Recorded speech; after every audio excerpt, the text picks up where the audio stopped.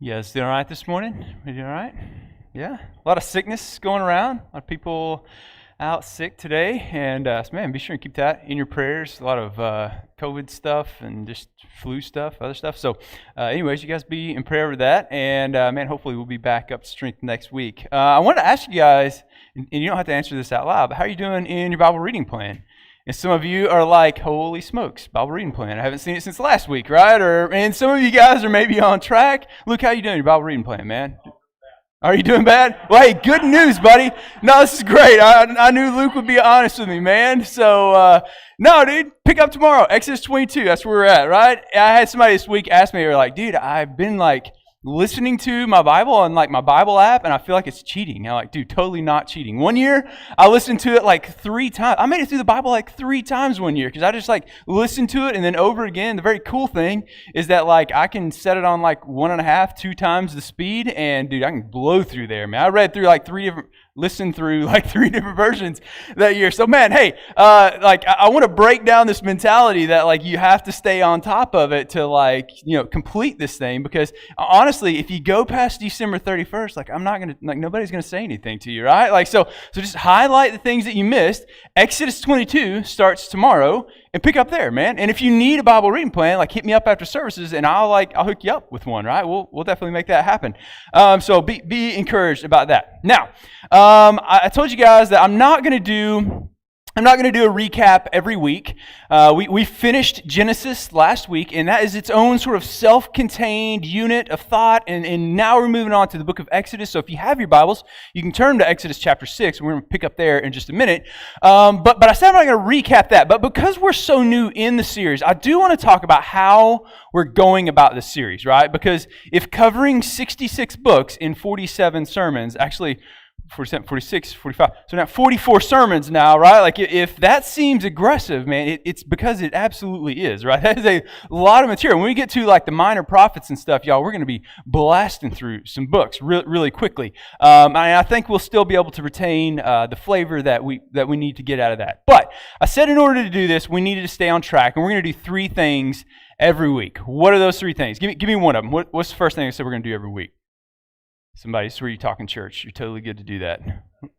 Study concept, that's one of them. That's the second thing that we've looked at each week, study concepts. And with that, right, I told you guys, I want to teach you how to read the Bible for yourself, right? Each week we're going to look at some sort of study concept, reading concept to help you connect with the truth of the Bible in a way that can actually change your life, right? And here's the deal, like the Bible can mean anything you want it to mean, and that is dangerous. That's bad, right? Like this is the most dreaded phrase for any pastor to hear. And it's like a well-meaning Bible study, and everybody's like reading a text, and they look up, and the teacher says, well, what does that mean to you? It's like, I don't care what it means to you. Actually, it means what it means, right? And when we connect to what it actually means, y'all, I cannot stress to you the damage, the actual loss of human life that has come from people making the Bible say what they want it to say. Dude, it is responsible for some of the worst atrocities in the world. And the Bible doesn't say whatever you want it to say. The Bible says what it says. And every week, I want to give us the concepts to help us to connect with the truth of the Bible that can actually change your life. So study concepts. Very good. What else? What else? Every week, we've been doing 3 things. Story overview, right? And I said, man, that every book, that author is communicating something through the characters, through the line of narrative, through the poetry, through the different themes that they weave together, right? And so they use a bunch of different things to tell an overarching story for every book of the Bible. And all of those add together to point our eyes to Jesus. And so I said, we're going to look at it in different formats, in different ways. You've already seen it. We've not used the same format to look at the story in 3 sermons yet. And I have a guess that it's going to be different for every single book, right? So that's the second thing. So we're going to, what else? We look at one other thing. Remember? Pictures of Christ. Yeah, absolutely, man. We said that pictures of Christ in the gospel is the thing that like can actually change you, man. This is Romans chapter 1. The gospel is the power of God for salvation. Y'all, that's no small thing. And we said that the book is like God revealing himself to us. And the culmination, the epitome of that revelation is Jesus. Like Jesus came like as the image of the invisible, like unknowable God. And he came and he made himself known to us in Jesus and through this good news that he came to bring.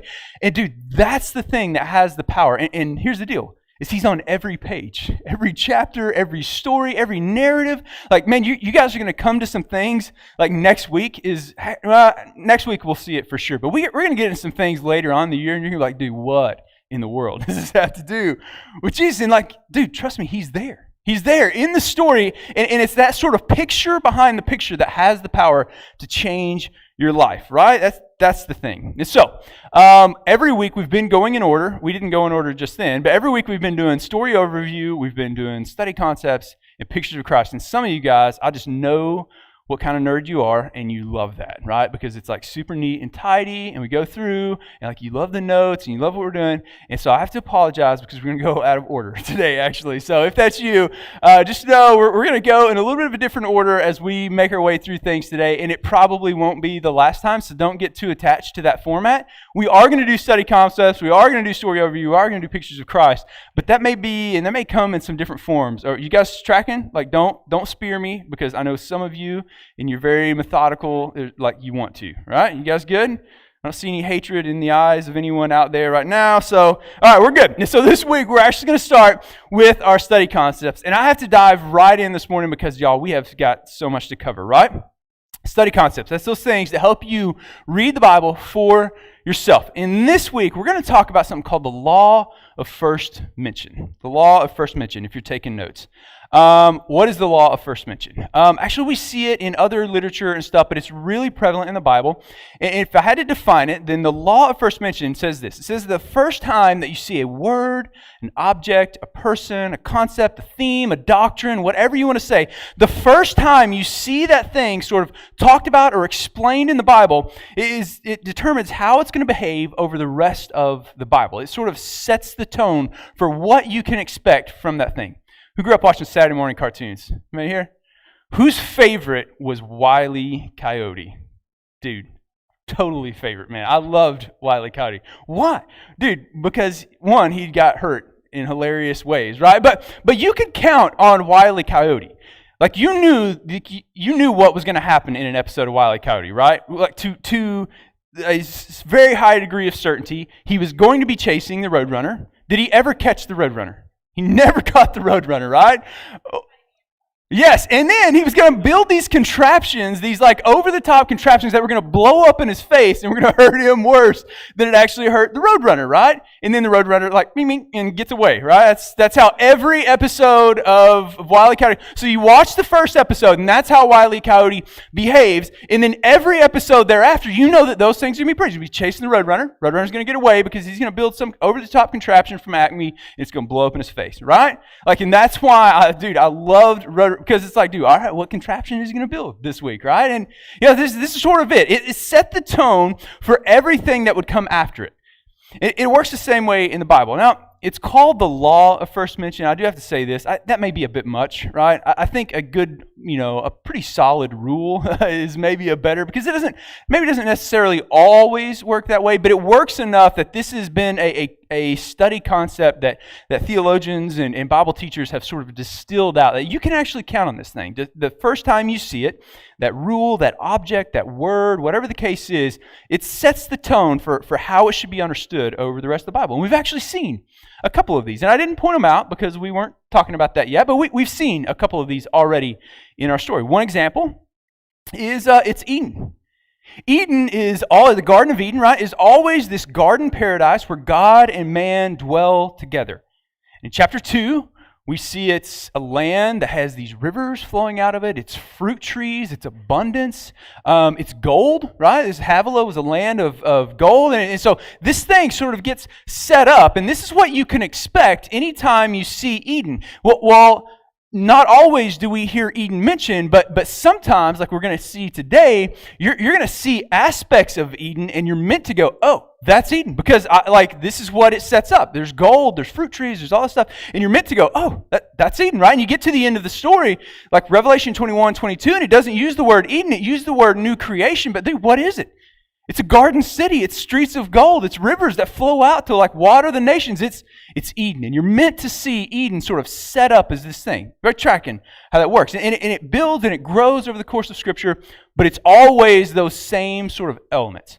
I'll give you one more example, and we'll move on to the one we're talking today. Another example is sin. Chapter 3 of your Bible, man. We see the first sin of Adam and Eve eating from that tree of knowledge of good and evil, right? Page 3 of our Bibles.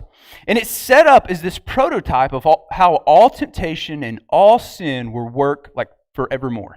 Every sin ever committed is going to follow the same pattern. Yes, even the ones that you do.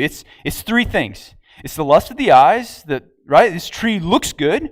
It's the lust of the flesh, right? It was good for food. This thing will satisfy some hunger in me. And then finally, it was the pride of life. And they see it was desirable to make one wise. All other temptation, all their sin follows the same exact pattern over the course of Scripture. And it's like, as if it wasn't like clear enough, we see it, man, we see those parts spelled out perfectly in the very next story where Cain murders his brother, right? And it just, dude, it builds over here. She gets tracking sort of what I mean, right? All right. And it's a big deal because there's a big one in the book of Exodus, and that's what we're going to talk about this week. The law first mentioned for the concept of redemption. Redemption. Here's the first time we see the word redemption in the book. Exodus chapter 6, verse 6, right? If you have your Bibles, check that out. It says, "Say therefore to the sons of Israel," this is God speaking to Moses, relaying this message to Moses, who's going to free the people of Israel. He says, "I want you to relay this message to the Israelites. Say to them, I am the Lord, and I will bring you out from under the burdens of the Egyptians, and I will deliver you from their bondage. I will also redeem you." Redeem you, man. That's the first time that we see this. I will redeem you with an outstretched arm and with great judgments. Let's talk about redemption for just a second. What do you redeem? What's something like in our vernacular today, what do you redeem? You redeem a coupon, right? It's like, dude, do we do that? Does anybody do that anymore? It's a coupon. Y'all remember, like, what was it, 2016, where the crazy couponing was like a thing? Y'all remember that? There had people that were like going with and like loading up like 3 carts of stuff, and then grocery stores like paying them. You guys remember that? Anybody jump on that bandwagon? Don't be shameful. You can tell us. All right, whatever. I thought it was neat. Anyways, so you redeem a coupon, right? And I just now remember that. That's why you stick to your notes, man. And another thing is you can like redeem yourself from a bad situation. A story, man. My uncle Bryson was he would do reffing on the sides, right? And we had the high school 3A state tournament like every year up at Lyon College. You guys remember? It was a state, it was a regionals tournament, right? It's some people from hometown, right? And my uncle, it was actually, 3A, 2A, 3A schools, smaller schools, but y'all, those boys could play ball. And so people would come out in droves to watch it, man. So stands are packed. And my uncle is running around out there. And if you know how a ref is dressed, black pants, right? Black and white striped shirt. One of the white stripes went like a little further down than it should have been. And my uncle ran around for the first half of that game with his pants completely unzipped, man. And it was like, dude, it was just his shirt. He had a white t-shirt, so don't freak out. It was just his t-shirt and he had it tucked in. But like by the end of the quarter, like he had like a tail of this t-shirt like sticking out through his pants, man. And my dad calls him over at halftime. He's like, "Bro, check your pants, man." He's like, "Oh my gosh, I'm never going to redeem myself," right? And so it's like you do something embarrassing or you do something, and it's like, man, we redeem ourselves, right? We have a lot of ways, and even within the Bible, we have some ways of thinking about redemption. If you grew up in church or around it, like you know some things about like what redemption is and how it works. But here's the idea. The idea, like in the Bible, the idea of redemption is directly tied to the liberation of slaves. To the liberation of slaves, right? I know that we often think of redemption as one of those like church words pertaining to the gospel and to Jesus, and it definitely is. Don't miss that, right? But we have to understand that when Jesus thought about redemption, he thought about the liberation of slaves. In fact, when Paul or Peter or any of the other apostles or New Testament writers, when they wrote about and they thought about the concept of redemption, the early church, which was decidedly Jewish, like when they thought of and they heard the word redemption, in their mind was this category for like the liberation of slaves out of slavery. This is exactly what that is. So like Exodus chapter 6, verse 6 acts as this sort of thesis statement for the entire book. All right, so everything that happens, don't miss this, everything that happens in the entire book of Exodus. That is such a bigger statement than you understand right now. But in the entire book of Exodus is supporting, it is working towards, and is developing this idea of redemption, right? And so that's what we're going to look at this week. And it's a big story, right? There's a bunch of very familiar stories. Even if you never grew up in church, chances are you know some aspects. If you never had a single Bible story read to you, chances are you know some aspects of the Exodus story. So y'all shout a few out. What's some things that happen in the book of Exodus? Moses happens. Yes, he does happen in some big ways. What else? Ten Commandments, big one. Yeah, Ten Commandments. What else? The burning bush. Thanks, Luke. Help me out there, buddy. Yeah, I'm glad you sat on the front row, dude. Burning bush. So we're going to start with that one, actually, this morning. That's a big one. What else? Anybody else know some things? Exodus of Egypt, leaving Egypt, right? And maybe parting the Red Sea, 10 plagues, right? All that stuff. Those are good, man. And what those are familiar stories, right? Like, even if you just grew up watching, like, the 10 Commandments. Is it Charlton Heston? Is that who did that?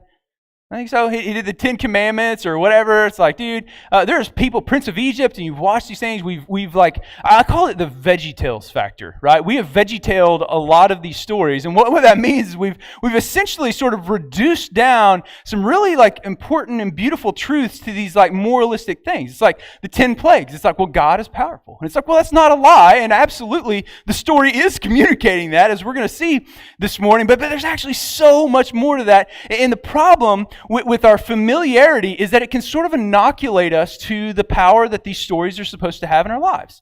It's like over time we can become familiar with and comfortable with these stories, and it's like, y'all, these stories should mess with you. Like these stories, there's things that you should read in this, and you should have some real questions, like, why did God harden Pharaoh's heart? That don't seem right. Like Pharaoh hardens his own heart a few times. Like, why would God do that, right? There's some things in this book that should sort of mess with you over time, right? And so what I want to do is go back, and I want us to hit the high points of the Exodus story this morning, and I want to look at them in light of this idea of redemption, and let that be the thing that colors our view of the book of Exodus. Y'all good with that? Too late, I've wrote the notes. So, all right, story overview. That's our thing. Study concept. Law of first mention. First time you see it, it sets the tone. It sets how that thing's going to work. Everybody tracking on that? Pretty good. I promise you're going to have a chance in your expedition groups tonight or this week or whenever to work that out and to look at a few of those different things and pick some of those out for yourselves, right? Let's go on a story overview. So the story begins, and we see the Israelites who've become a nation now at this point there in Egypt. Genesis ends with them going down to Egypt, and Exodus begins. They're a nation, and in 2 verses, they become an enslaved nation for 400 years, and it's bad news for them. We see Moses comes along, and what's Pharaoh doing when we open up the story? What's Pharaoh doing? He's killing babies, right? Killing babies. And is he successful? Actually, we can guess that he probably was somewhat successful, but actually every story the Bible tells us is that he failed at it. Moses is a testimony to his failure to actually be able to carry out that command. The Shiphrah and Puah, his 2 midwives that go out, and what do? They get there and they save the babies and then lie to Pharaoh about actually, we sort of assume that this mass slaughter is happening, but what the Bible paints is a picture that God is stepping in and rescuing his people even in this moment, right? Let's just throw you off balance a little bit, right? Because I think, again, we can be familiar with the story, right? So he's failing at killing some babies, and maybe they were being successful at a few of that. Moses grows up in the palace, and he has this moment. And I got to think Moses sort of was tracking some things. He knew the story well. He writes Genesis, Exodus, Leviticus. He wrote the book of Genesis. He knew Genesis, right? So he's there in the palace, as one of Pharaoh's sort of family members. He's an Israelite. He has a chance to do something, y'all. He's got a chance, and he goes out one day and he sees this Egyptian, and he's beating a Hebrew slave, and what does he do? He steps in. This is the moment, y'all, and he kills him. And then it doesn't work out like he thinks it's going to work out, and he runs and he hides in the wilderness for 40 years, right? He goes out into the wilderness and he lives in obscurity, and we hear nothing about Moses. Y'all realize we get like 3 days worth of content over Moses' life in that first 80 years of his life. And he exists in obscurity for 80 years out there in the West. And y'all, this is for free. Y'all just take this off the price of admission, right? But I think Moses probably felt some kind of way as he was out there. I think he probably felt like a bit of a failure. Y'all, I had a chance to rescue and redeem my people. And I blew it, man, and then I ran away. No, man, God was like preparing him for something. Well, how does Moses spend his last 40 years? Well, he spends it shepherding a bunch of stiff-necked sheep around the wilderness, right? And so how does God prepare him? Well, he prepares him with 40 years of shepherding stiff-necked sheep through the wilderness, right? And like, here's the deal, and like this is the part that's free, is like maybe you're there. Maybe you're in that spot like right now. Maybe you're Moses at 79 years old, wondering like, dude, is my life like going to amount to anything? Am I going to like do like why are things working out the way that they're working out? And it's like, dude, here's the deal. Like God had a beautiful and profound plan for Moses' life. Just he needed to wait. Because at the end of the day, it wasn't about Moses' glory. It wasn't about Moses' success. Like everything that God was doing was for his own glory and for the redemption of his people. And for that matter, like maybe like God never did anything more with Moses' life. And could Moses be satisfied with loving the God who just is? I had a pastor once tell me, man, he was like, man, I'm like 50 years old. He said, I have some real thoughts sometimes that like maybe the most significant thing that I will ever do in my life is behind me. You guys ever think, well, existential things like that? Yeah, I do sometimes. It's like, holy smokes, dude. Like maybe the most important, most valuable, most like the best thing that I'm ever going to do, maybe that's already like behind me. And can I live the rest of my life just being faithful to and seeking the glory of God no matter where he leads me? And maybe he just leaves me in the wilderness for the rest of my life. Like, nobody wants to think about that, but like, dude, can we be satisfied in that? That's free. Sorry. So Moses is in the wilderness, and then God speaks to him one day. 80 years old, God speaks. Here's what happens. This is Exodus 3, 1-5. It said, now Moses was pasturing the flock of Jethro, his father-in-law, the priest of Midian, and he led the flock to the west side of the wilderness and came to Horeb, the mountain of God. The angel of the Lord appeared to him in a blazing fire from the midst of a bush, and he looked, and behold, the bush was burning with fire, yet the bush was not consumed. All right, that's weird, right? We'll talk about that. So Moses said, I got to turn aside. I want to see this marvelous sight, like why the bush is not burned up. And when the Lord saw that he had turned aside to look, God called to him from the midst of the bush and said, Moses, Moses, holy smokes, this thing talks. He says, here I am. And then he said, don't come any closer. Don't come over here. Remove your sandals from your feet, for the place on which you are standing is holy ground. Let's just talk about burning bushes for a second, because that ought not be, right? Like we know enough, physics and chemistry or whatever, that fire is the rapid release and expenditure of energy, right? And for fire to exist, it has to be self-supporting. And if fire is going to be self-supporting, it has to have three things, right? Who are my Boy Scouts in here that know what those three things are? Right? It has oxygen, it has to have a heat source, it has to have fuel, right? For a fire to work, it has to have fuel. And it expends that fuel in the form of energy. You know this as we dump a log into a fire, and the next day you come back and you scoop out the ashes, right? It's pretty simple stuff. And so even Moses sort of realizes as he's watching this bush that something unnatural is like happening here. God was painting Moses a picture. And here it is, man. It's like in order for a bush to be burned and yet not burned up, something that transcends our current laws of like physics and chemistry has to be acting on this thing. You guys tracking? Moses just saw it and said, that ain't natural, right? But we know a little bit more about how those things sort of work nowadays. It's like something that transcends, like there has to be a fuel source beyond that transcends this bush, that keeps this bush from like being burned up. Like something transcendent is happening in this moment, and God is painting Moses a picture. Of what, you ask? I'm so glad. We'll get there in just a second, right? And so God speaks to Moses, and he says, I want you to lead my people out of Egypt. And there's kind of a little bit of a back and forth in that, and he finally agrees to this. And then Moses has this thought as he's standing there talking to the bush, and he's like, well, so suppose I go, and they ask me, well, who is it that sent you? Valid question, don't you think, Bush? And he says, yes, actually I do think that's a very valid question. And so God comes and he does something like amazing. This is the thing. This is when we Veggietales the burning bush thing, what's amazing is the burning bush. That's not what's amazing. What's amazing about the burning bush story is it's the place where we get God's like formal name. And here's what he says.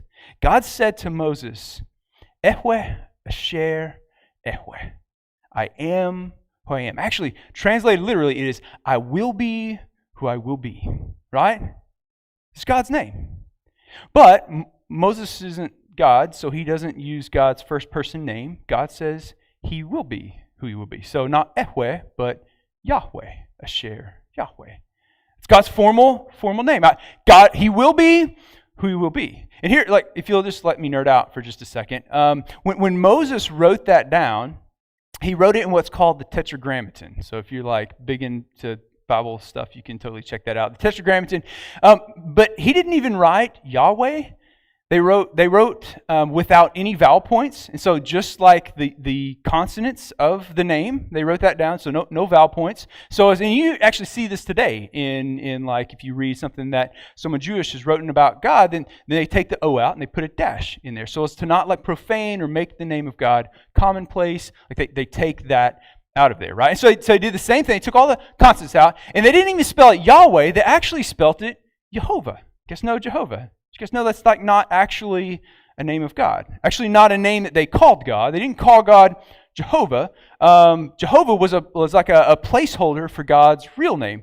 So like Jehovah's Witness come out and say like, man, we've got like the secret name, like the unrevealed name of God. It's like, no, you don't. Actually, you just have a mispronunciation on your hands, but that's a different story. So and then they didn't even say, when they came to that thing, they didn't even say Jehovah. They actually said Adonai. So there's like 4 layers of protection for them, like to not make the name of God holy. But I'm sorry, that's my nerd out for just a second, right?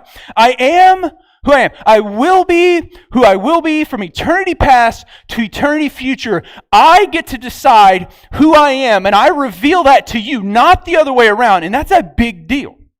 We don't get to define who God is. And in this moment, God is revealing his transcendent nature by giving Moses his name. That's what's beautiful about the story. And here's why. Because if this story is about the liberation of slaves, like, this is really good news. It's really good news for a bunch of captive slaves because the hopelessness of slavery rests in the inability of slaves to free themselves from their current situation. By nature, slavery requires someone who not only transcends their own situation, but also transcends the power of their captor if liberation is going to be possible. God says, when he gives his name, that's his plan, y'all. See, I transcend you, and he gives him this burning bush that transcends like how the world is supposed to work, right? He's like, dude, I can make this thing burn and not consume itself. Like I am the transcendent God, creator of the universe, right? I transcend your situation as slaves, and I transcend the power of the Egyptians. And that's exactly where we go next in the story. 10 plagues, right? You guys tracking 10 plagues? Here's what he says.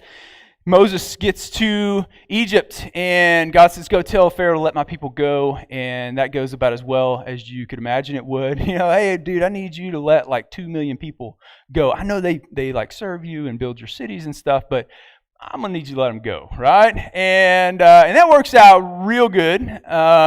Moses, after he laughs them out of his courts, God comes back and he says, no, he will let them go, right? Exodus 6, 1-3. Then the Lord said to Moses, now you shall see what I will do to Pharaoh. For under compulsion, he will let them go, and under compulsion, he will drive them out of his land.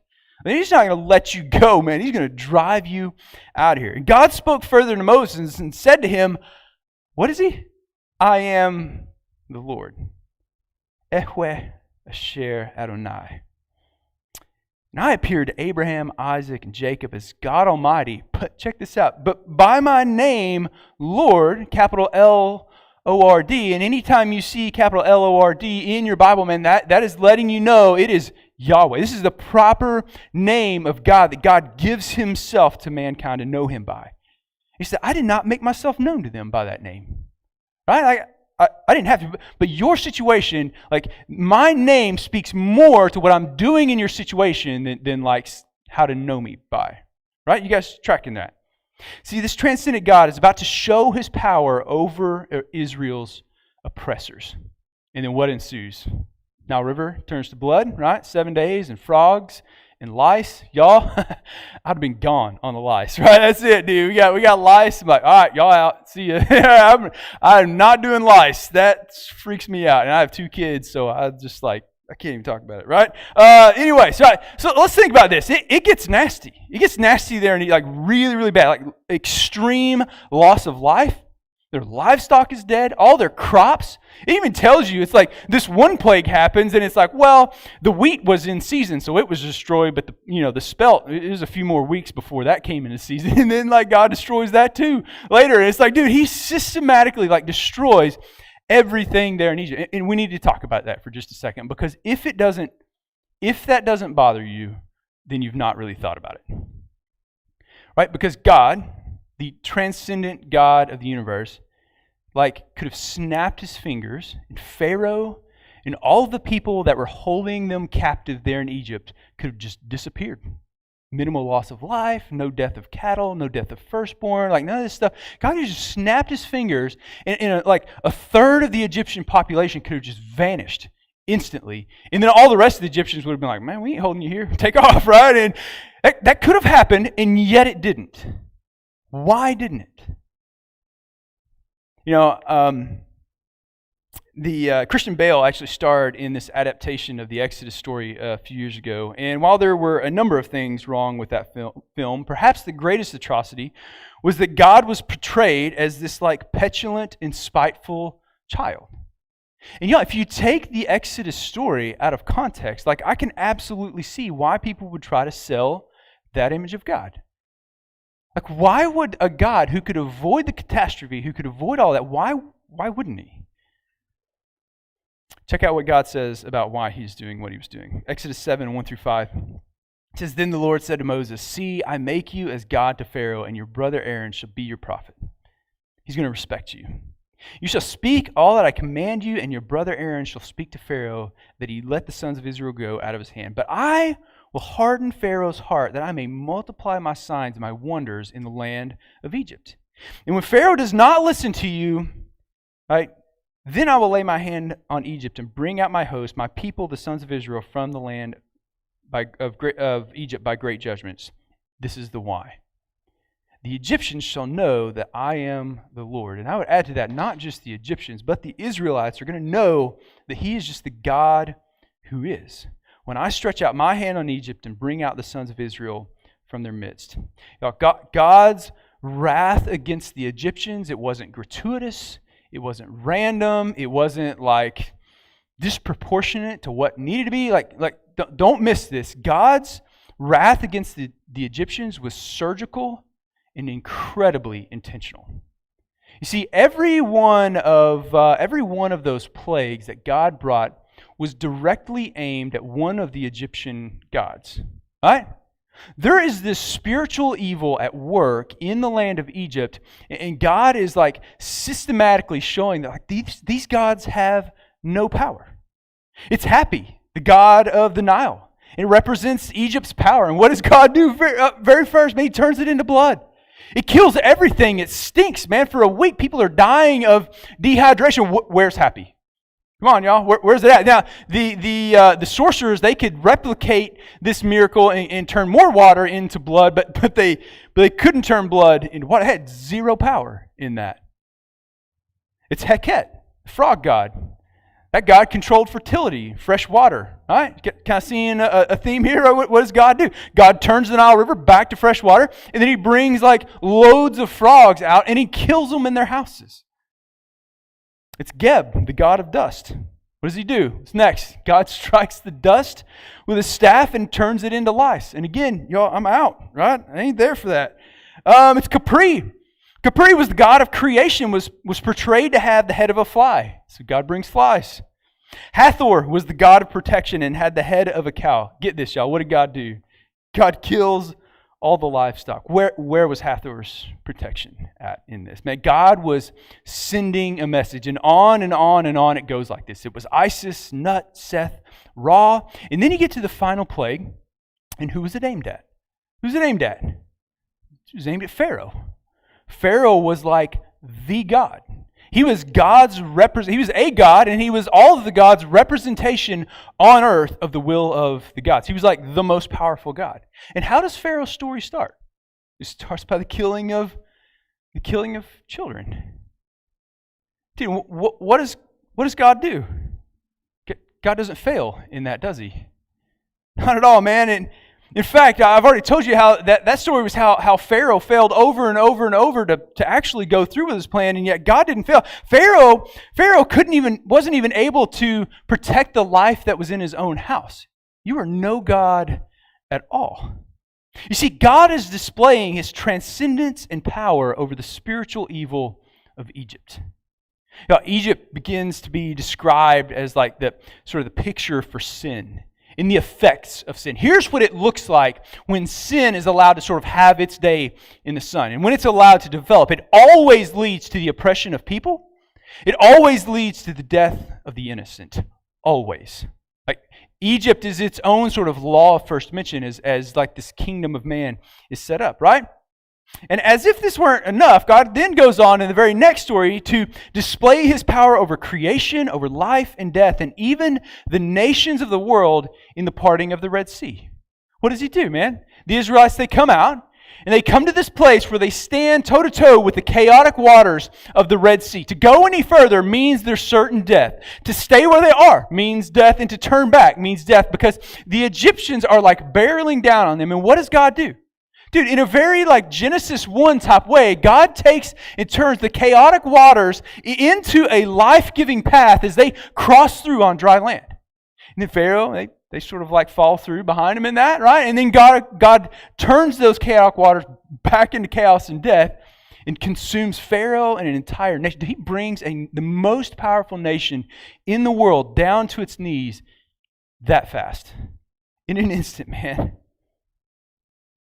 Now, that's typically where we see the Exodus story ending, right? They're free. They're out. They are no longer slaves in Egypt. Y'all tracking? Nobody's chasing them. Ain't nobody coming after them after that Red Sea incident. Like, y'all go, right? And so typically in our minds, what we do is like, that's the end of Exodus. Problem is that's not the end of the Exodus story, actually, right? See, we get these 4 weird stories. We get 2 about water. We get 1 about bread and 1 about meat, right? So even though Israel had found themselves away from Egypt in terms of their location, they were still in bondage to Egypt. They were still reliant on Egypt in their minds for provision. So literally, chapter 15, at the end of the chapter, they just sing like the first ever praise and worship song to God, the corporate praise and worship song to God. And literally, the next paragraph, they travel like a couple days' journey into the wilderness, and there's no water there.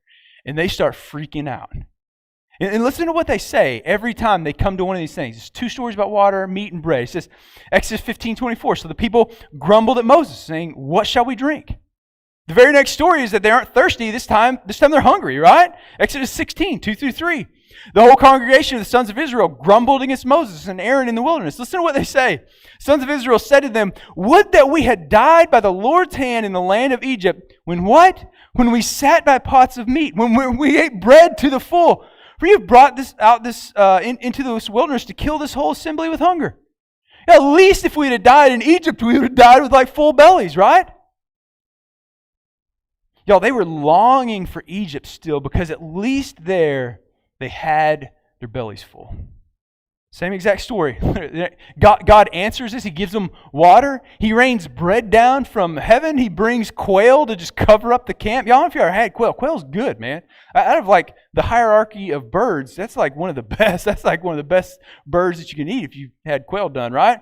And God like miraculously answers this at every turn. And then another story. And this time, it's another water story. They once again get out into the desert and they don't find any water. Exodus 17, 1-3. Then all the congregation of the sons of Israel journeyed by stages from the wilderness of Sin, according to the command of the Lord, and camped at Rephidim. And there was no water for the people to drink. At which point, they should have been like, you know what? We're going to be all right. Our provision over and over and over again has been shown to come from God. We're all right. We're good, right? And I look at the story, and I see what they do next, right? But they quarreled with Moses, right? Give us water that we may drink. And Moses said to them, why do you quarrel with me? Why do you test the Lord? Moses is literally afraid for his life in this. They're about to stone Moses. This is how animalistic they have become, looking for water. And they don't trust that God's got it. But the people thirsted there for water, and they grumbled against Moses and said, why now have you brought us up from Egypt? At least in Egypt we had plenty of water to drink, right? And I look at their duplicity. I look at their back and forth, and they're satisfied one moment and the next they're not. And I'm like, a bunch of idiots, man. Why? How could you not see? God just parted the Red Sea.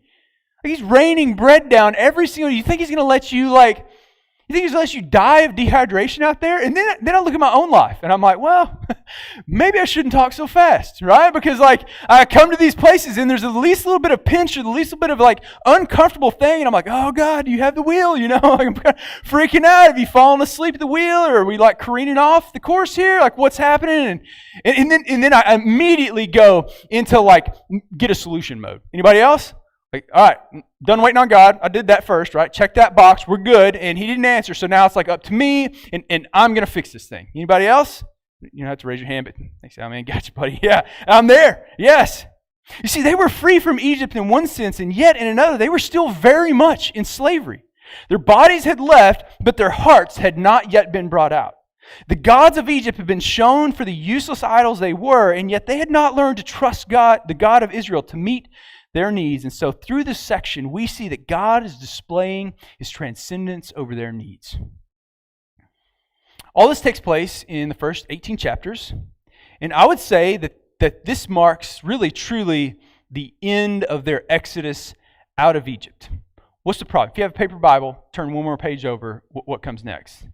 Exodus chapter 19, right? Actually, 21 more chapters come. There's 40 chapters in the book of Exodus, right?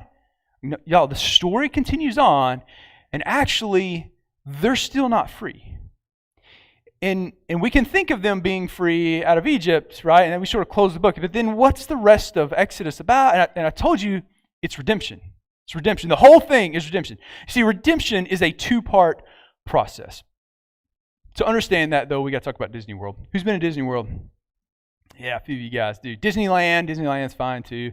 Or any big, huge theme park where there's lodging in the park. We always like to stay late at night until we're wiped out because, dadgummit, we have paid a lot of money to be here, right? Anybody else? You're going to enjoy it if it kills you. And so we bring it to the edge every time we're there. And so we will stay. We will go to the back of the park because that's the best place to watch the fireworks from. If you're Magic Kingdom behind, where the Seven Dwarfs Mine Train, if you guys are tracking, kind of know some stuff, yeah. If you know where that's at, that's the best. It will singe your eyebrows off watching the fireworks right there, right? And the problem with that is when the fireworks, the last bang goes off, a mass exodus begins.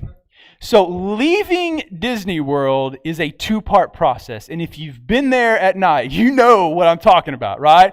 You got packages of merch underneath your hands, and then I got a tired Charlotte who's saying, my legs are tired, and Jack is just dragging along. And we've got to make our way from like a half a mile of breath on your neck foot traffic. You guys know what I'm talking about? That guy breathing his funnel cake breath right on your neck.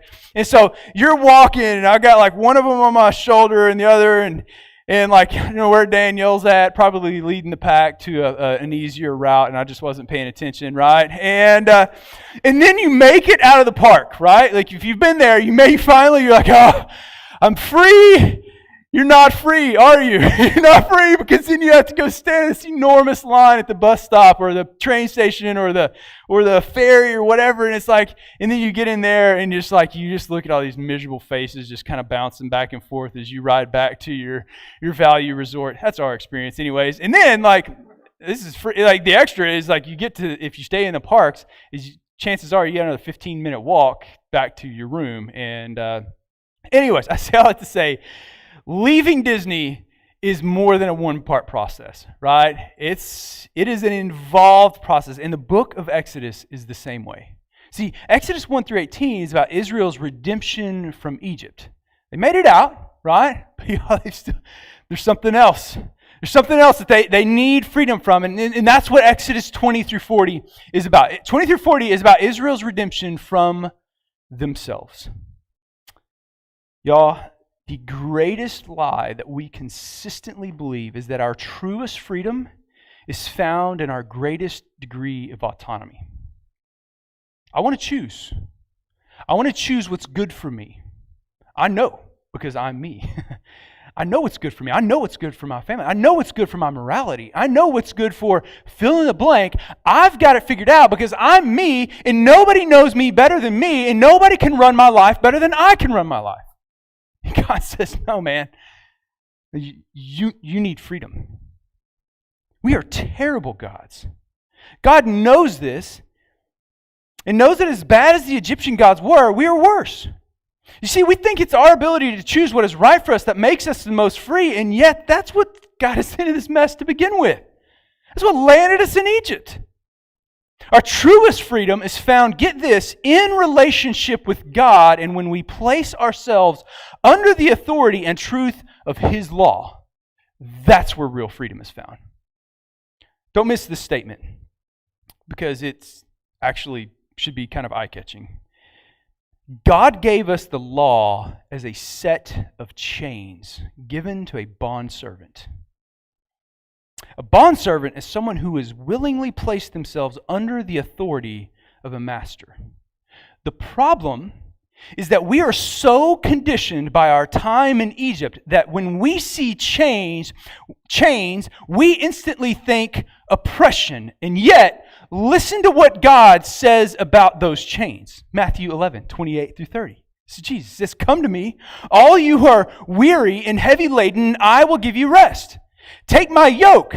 Y'all, this is an implement to yoke one animal of burden, one animal of slavery to another, to put it under the authority of the driver of the plow or whatever is happening, right? This is the image that Jesus uses to talk about a part of our relationship with Him. Take your yoke, my yoke upon you, and learn from me. For why? I'm humble, gentle, heart, right? And you will find rest for your souls. My yoke is easy, my burden is light. Now think about how Paul and the other New Testament authors, think about how they introduced themselves.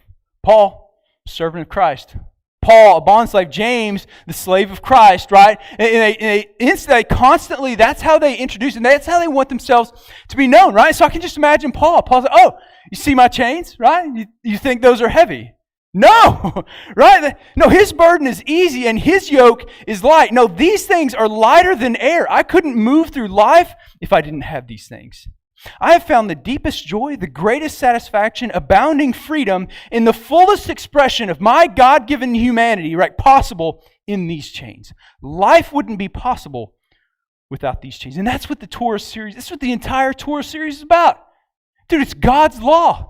And y'all, I've got news for you. It is a set of chains. The problem is when we hear chains and bondservant, we're so conditioned to Egypt that we think that's a bad thing. And we think that we would be freer ourselves with no chains. God says, no, man, you will put heavier, more burdensome chains on yourself under the guise of your own freedom and your own autonomy. Now, you have to trust me. I'm the author and architect of life, and I know how it works best. Dude, I know how marriage, I know how sexuality, I know how sin, I know how money, I know how parenting your kids, I know how all of those things work best. And if you define those things for you, you're going to break yourself. You can't keep those chains. That's what the law is about. So what does God do? Exodus chapter 20, man. God starts, it's this right here. If you read Hebrew, it's what it is. It's the Big Ten, right? Then God spoke all these words, and he said, I am the Lord your God who brought you out of the land of Egypt, out of the house of slavery. Number one, you shall have no other gods before me. Pretty simple, right? God said they're useless. They're impotent. They have no power. Number two, you shall not make for yourself an idol or any likeness of what is in heaven above or on the earth beneath or in the water under the earth. I want to stop with these two because, man, it is something incredible just happened. What typically happens is we read those two commandments as one commandment, or like a further extension of the same commandment. Don't have any other gods and don't worship idols. Sound like the same thing, right? The problem is that the assumption with don't worship other idols means don't worship other gods. There were no gods that didn't have visible representations, right? Every god in their day had an idol attached to it. The assumption is, with command number one, is don't worship Heket or Happy or Ra. Don't worship other gods that are knowingly other gods than me, because they definitely do have an idol attached to it. Second commandment is different. Second commandment is don't reduce the creator, transcendent God of the universe down to an image available to you within creation. That's it. It's about worship to the real God. It's just about all the ways in which we turn the real God into a version that we like better. We highlight aspects of his character or his nature that we like, or that fits our mold of morality or politics or social or justice or whatever the case is. And we look in Scripture, and what we'll do is we'll pick out these things that are like, yeah, God says this, and this. And we pick those things out, and it's like, yeah, but you've created your own God in doing that because you've completely neglected everything else that goes with his character. This is damaging. And I am absolutely convinced it is the number one thing that the enemy uses to destroy us.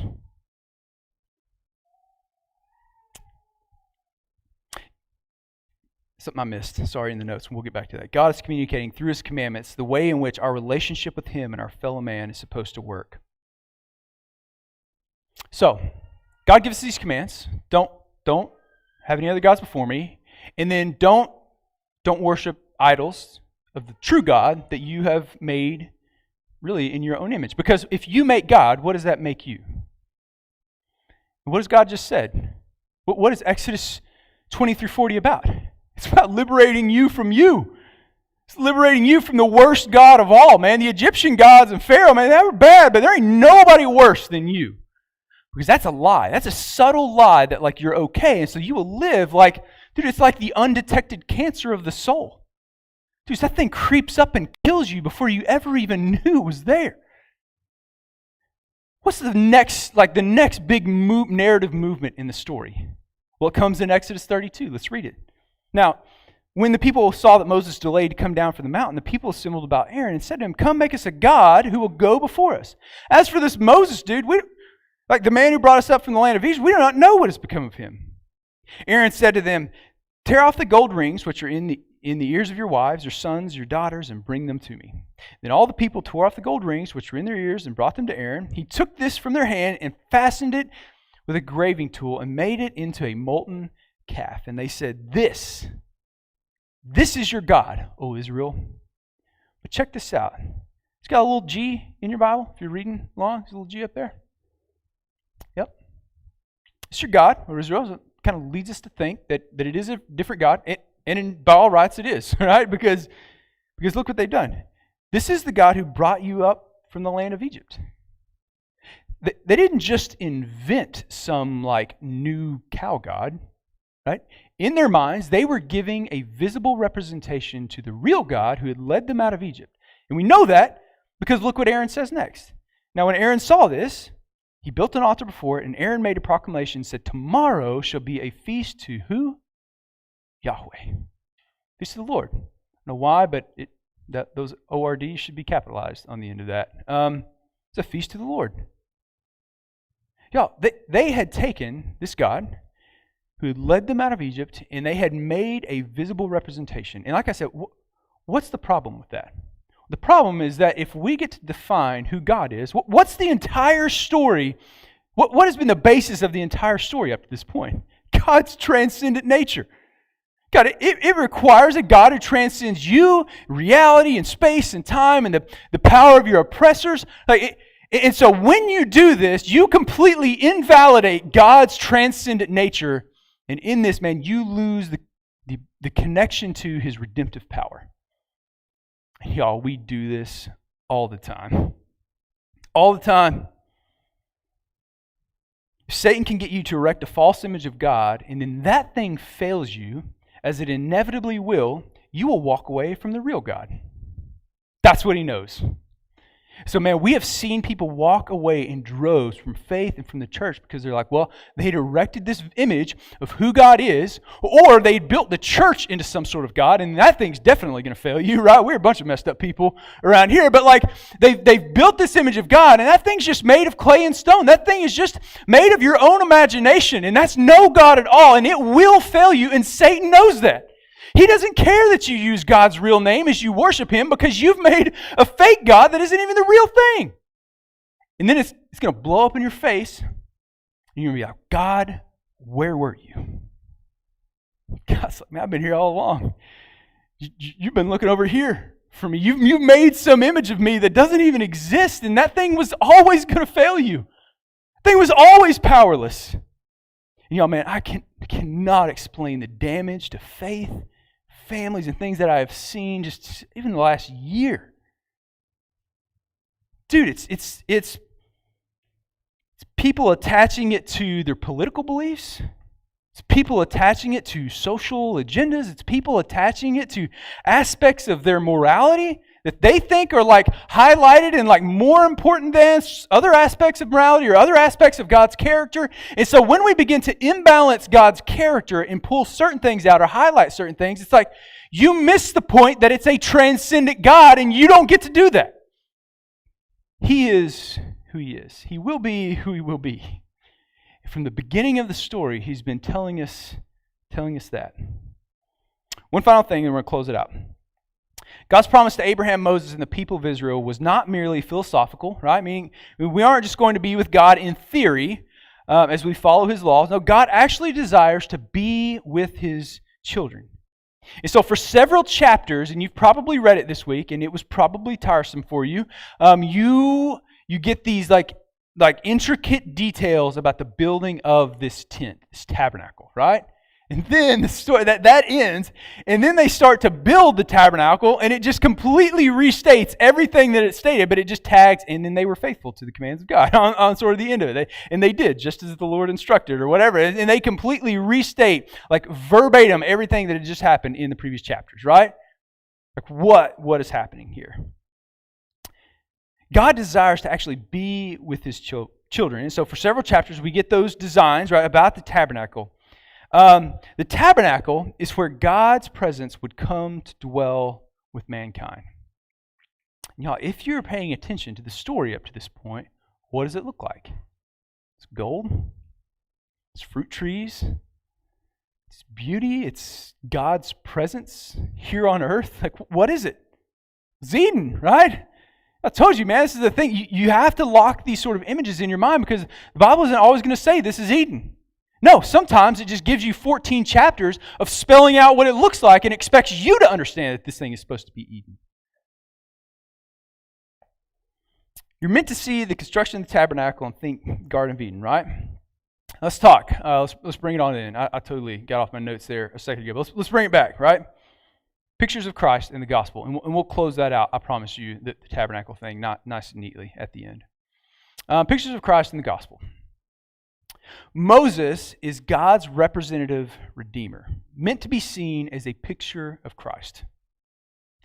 Beautiful picture. Everything Moses does, how he speaks to the people, the fact that he leads them out of slavery, that he gives them a new way in which they are to relate to God. Like at every turn, it is giving you the picture that Moses is a type of Redeemer. He is a picture of the true Redeemer that's yet to come, right?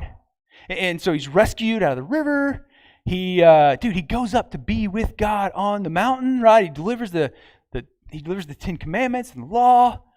Moses is this guy. He's a picture. Like, people look up and they read Genesis and they hear about this Redeemer. They hear about the promised seed that will lead God's people into the promised land. And who is it? Well, dude, for them it was Moses. And they were meant to see that. They were meant to see themselves and meant to see Moses as that man, not as the ultimate fulfillment, but as a picture of the thing that they would put their faith in, that God would ultimately lead his people into one day. And then how does the story of Exodus end? Y'all been doing some research as I go through, and I see sort of the bigger picture of how the Torah fits together, right? How does Genesis end? How does Genesis end? Joseph and them, where at? Down in Egypt, right? How does Exodus begin? Joseph and a recounting of the family who's down in Egypt, and then they turn into slaves. And then the rest of the book kind of tracks their progression out of slavery, right? And then the book sort of wraps up and it starts talking about this tabernacle where God's presence is going to come and dwell with mankind. And then how does Exodus end? Dude, it ends with God's presence coming and filling this tabernacle. And then Moses tries to walk in and boom, he can't. Dude, if Moses can't go in, we're messed up, man. Because who's going to go in? How can we enter into God's presence if Moses can't? I'll give you one guess what the book of Leviticus is about next week. You guessed it. How do we enter into God's presence? Dude, it screams it at every turn. But I think we do get one last picture of Christ that is meant to kind of allude to how we do come into God's presence, how we do find freedom and redemption. See, we get the 10 plagues bit, and right in the middle of that story, before the last plague, the story kind of breaks, and we get 2 chapters about a dinner party. And this is a big deal. And when something changes direction so radically like that, you got to pay attention, right? And the idea is that God is about to come, and he is about to show his transcendent power over Pharaoh. He's going to do what Pharaoh couldn't. But he's going to do it in a move of judgment and wrath against the Egyptians to pay for the freedom of the Israelites, right? And he's going to send his angel of death and take the firstborn of every family. But there's a second option for you. The second option is that you can take this little 1-year-old lamb and you can cut its throat, and you can take this little like brushy weed type thing, you can dip it in there and you can paint it on the crossbeam of your house, and somehow like this blood of the lamb, it saves you as God's angel of death passes over your house. And we come to know this as the Passover, right? And it's supposed to be this thing that's celebrated forevermore. And we see a couple of things, I think, about redemption in this. Number one is that redemption always has a price. Right? Like even God, who had the power to like throw down these plagues, still like wanted to communicate that there's really a price for redemption. Somebody is going to die. It can be you, or it can be this thing that stands in your place, but either way, something's going to die. And y'all, it was the blood of this lamb that paid for the redemption of the Israelites that they walked through on their way out of Egypt. And this is the picture of Christ over the whole story of Exodus. In Exodus, Jesus is seen as the Passover lamb whose blood brings redemption. Fast forward 1,600 years in the story. We come to this moment where God is paying for the redemption of his people. And the options are firstborn son or Passover lamb, and God says, yes. I will be both of those. I will be the firstborn son that gave my life to absorb the wrath and the judgment of God. Dude, I will be the Passover lamb that bought your freedom, purified you as you walked out into redemption. And you get the same exact choice that the Egyptians and the Israelites had. And you can choose to be your own God, can choose to live under the effects of the sin of Egypt, and you'll find death in that. Man, God doesn't throw people into hell. I hate that word. God hangs his head low and honors a decision that we have made. He will. He will honor that decision to live in separation from him, man, and he will allow you the honor and the respect of that for an eternity. Or you can trust in the Lamb who gave its blood for you. Same exact choice, man. It never changes. These pictures of Christ, you see how every single week, dude, there's not much transference that happens in that. It's pretty straightforward. We get the same choice that the Israelites had. The week before, we had the same choice that Abraham. The week before, we had the same choice that Adam and Eve had. God is transcendent and never changing, right? Our choice is the same, and it is, will you trust him in this? Will you trust in Jesus, the Passover Lamb? You know, I don't know, man. I don't know where you came in here at. Maybe this is the first time that you're hearing this. Man, it is as simple as you right where you're at. Yes, I need this. I have seen what me being my own God, what me defining autonomy and freedom for me looks like. I live with that every day, man, and I'm crying out. Maybe it's the effects of sin. Egypt got set up as a picture of what sin looks like. And sometimes, man, we all know the effects of our own sin, but sometimes it's just the effects of the sin of 7 billion other people. And we live in that. Man, we're looking for freedom in that. And man, it is as easy as, God, I'm sorry. I'm sorry for the ways that I have defined that for myself. I'm sorry for the ways in which I have ran my own life and that I've been the God of my own life. God, forgive my sins, God, and I choose to follow after you.